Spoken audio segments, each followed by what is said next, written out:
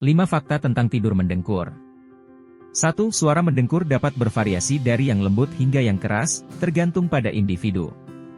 Beberapa orang mungkin menghasilkan suara mendengkur yang unik dan khas. 2. Studi menunjukkan bahwa mendengkur lebih umum pada pria daripada wanita. Hal ini berkaitan dengan perbedaan struktur fisik saluran napas antara pria dan wanita. 3. Kebiasaan mendengkur bisa bersifat genetik. Jika salah satu atau kedua orang tua mendengkur, kemungkinan besar anak-anak mereka juga memiliki kecenderungan mendengkur. 4. Beberapa kebiasaan hidup, seperti merokok, konsumsi alkohol, atau obesitas, dapat meningkatkan risiko seseorang untuk mendengkur. 5. Meskipun klise, ada studi yang menunjukkan bahwa orang yang memiliki tingkat kecerdasan di bawah rata-rata lebih mungkin mendengkur. Namun, ini hanya bersifat korelasional dan tidak mengindikasikan sebab akibat.